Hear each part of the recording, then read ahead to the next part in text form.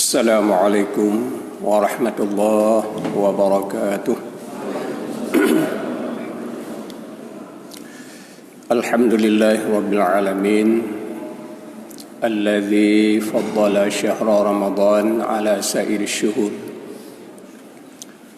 Asyhadu an la ilaha illallah wa asyhadu anna Muhammadan abduhu wa rasuluh.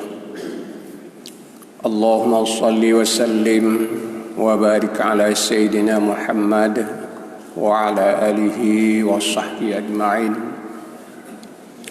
Qala Allah Ta'ala fi kitabihil karim, a'udzu billahi minasy syaithanir rajim. Bismillahirrahmanirrahim. Ya ayyuhalladzina amanu tubu ilallahi taubatan nasuha. Asa an yukaffira 'ankum sayyi'atikum wa yudkhilukum jannatin tajri min tahtihal anhar. Shadaqallahu azim. Hadirin wal hadirat jamaah salat Isya dan tarawih yang dimuliakan Allah Subhanahu wa taala. Setelah kita memanjatkan puji dan syukur kehadirat Allah, mengucapkan salawat kepada Nabi kita Muhammad sallallahu alaihi wasallam, bila sama-sama kita manfaatkan waktu beberapa menit. Mudah-mudahan kita akan sama-sama coba merenung hal yang berkenaan dengan amal ibadah yang kita laksanakan dalam bulan suci Ramadan ini. Kita sebagai hamba Allah ada dua. Golongan yang pertama, golongan yang melaksanakan ibadah itu adalah secara umum merupakan golongan yang baik. Dan yang kedua adalah manusia yang maksiat kepada Allah. Secara umum baik manusia yang jahat.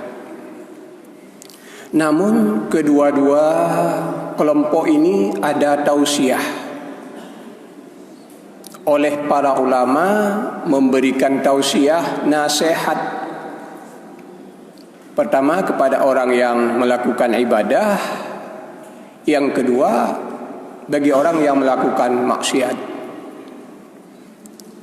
Dalam perasaan kita, kalau bagi orang yang melakukan maksiat ditinggalkan tausiah, itu wajar. Tapi ini ternyata untuk dua-duanya ada tausiah. Pertama sekali kepada yang melaksanakan ibadah,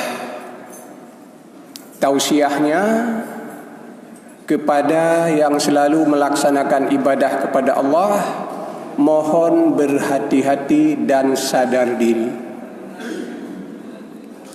Kepada yang melaksanakan maksiat, tausiahnya juga sama, mohon berhati-hati dan sadar diri. Jadi apabila kedua-dua kelompok ini patuh kepada nasihat ini, insya Allah kedua-duanya bahagia, sama-sama bahagia. Yang melakukan ibadah menjadi orang yang beribadah, yang berhati-hati dan sadar diri. Yang melakukan maksiat juga menjadi orang yang berhati-hati dan sadar diri.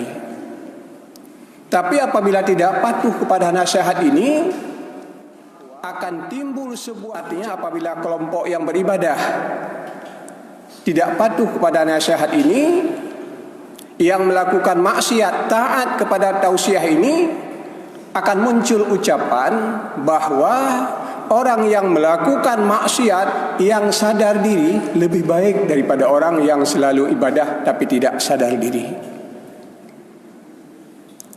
Ini mungkin persoalan yang kadang-kadang jarang kita coba buat sebuah renungan, bahwa orang yang maksiat yang sadar diri lebih baik daripada orang yang beribadah tapi tidak sadar diri.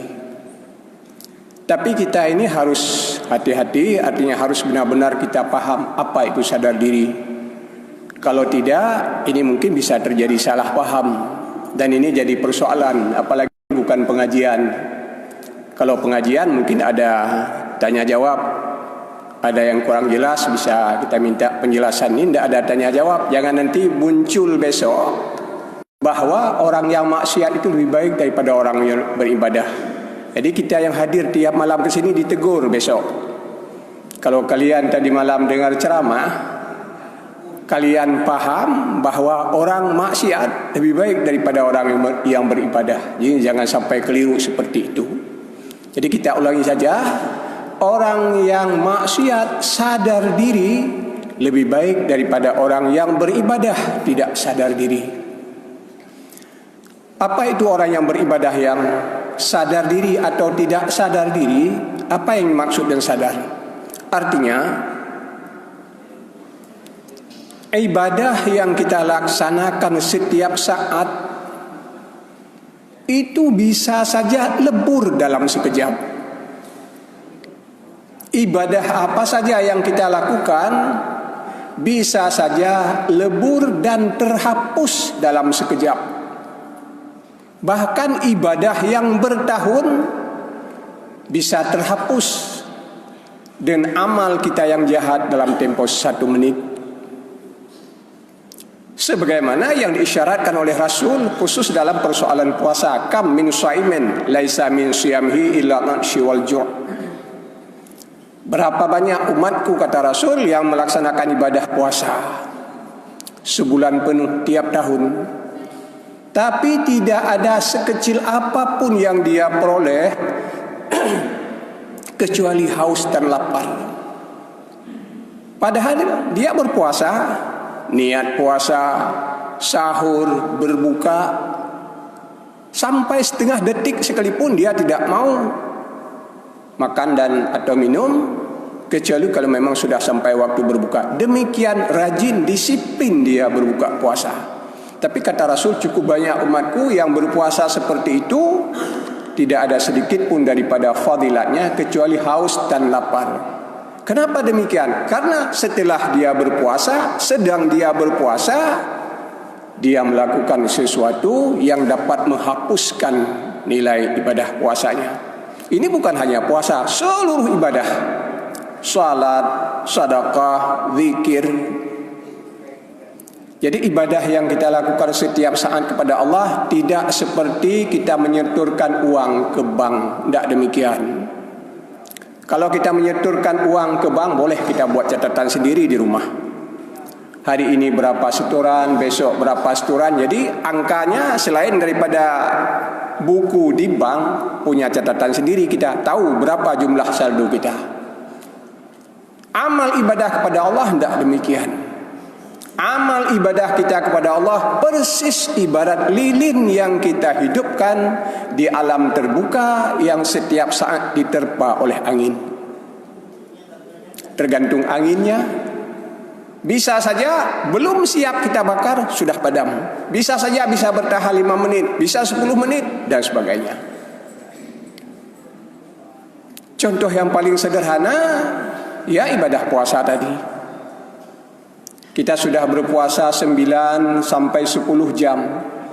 Cuma satu ucapan yang dapat menyinggung perasaan orang lain, udah selesai.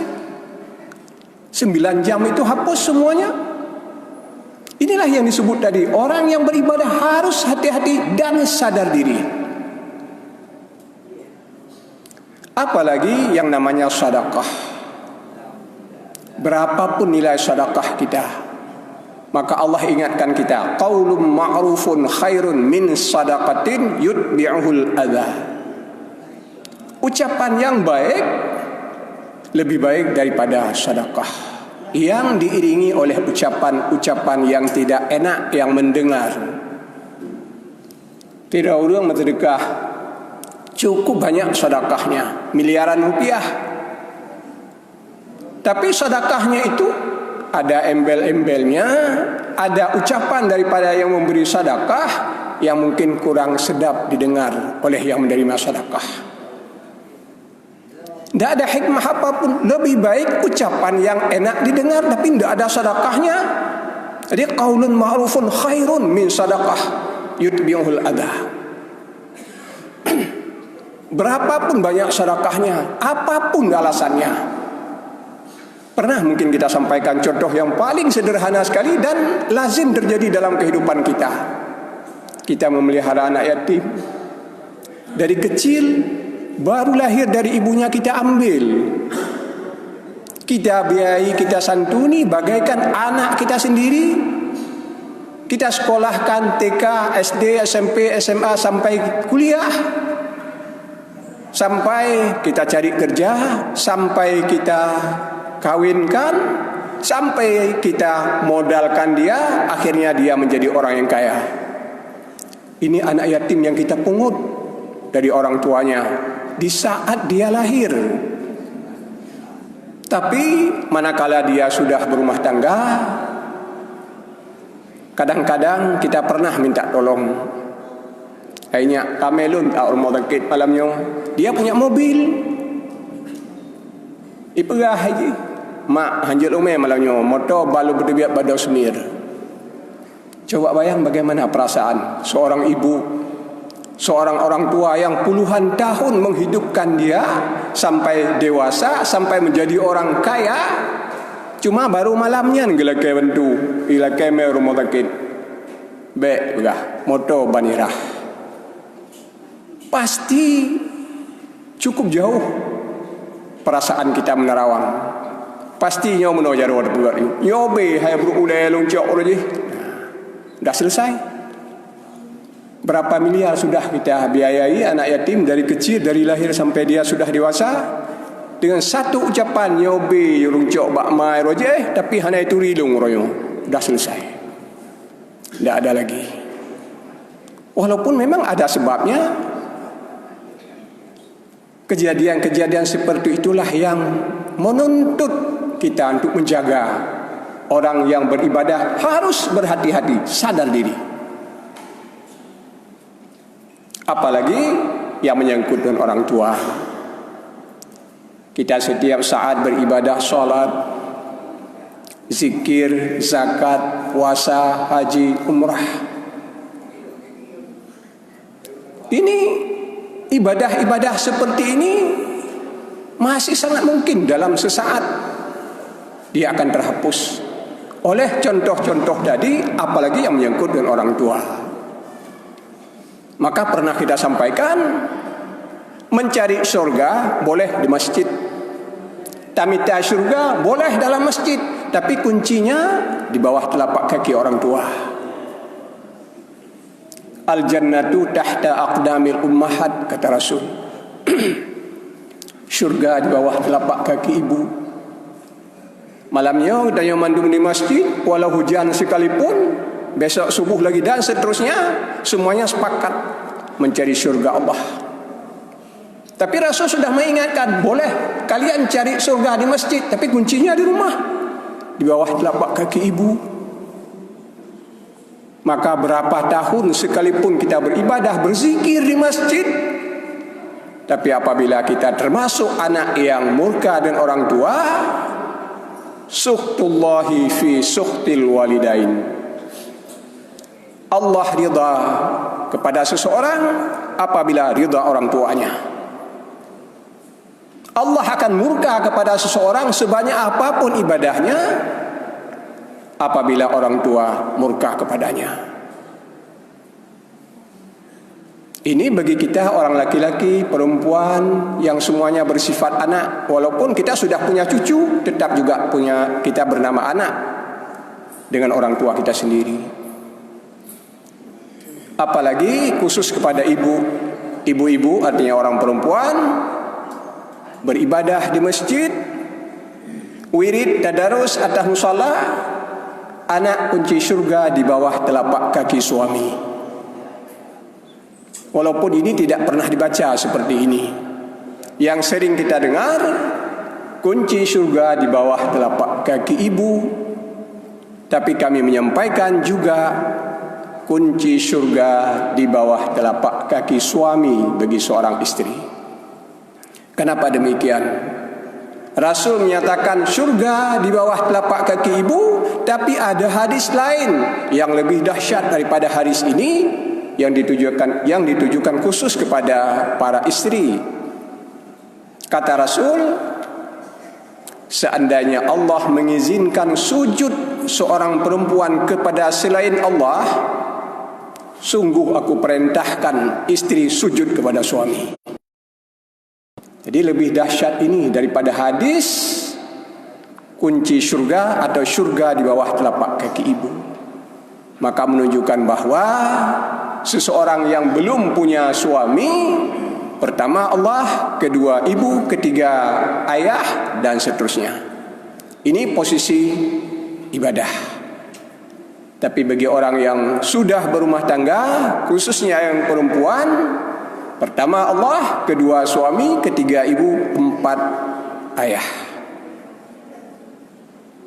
Hadirin yang mulia, terus kemudian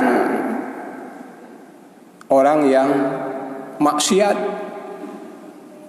apabila dia berhati-hati, dia sadar diri. Tadi kita sudah menyampaikan lebih baik daripada orang beribadah yang tidak sadar diri tadi. Ibadah tapi hana pernah ingat ya bahwa ibadahnya akan terhapus dengan berbagai maksiat-maksiat batin yang dia lakukan. Terus orang yang maksiat akan lebih baik dia apabila dia sadar diri.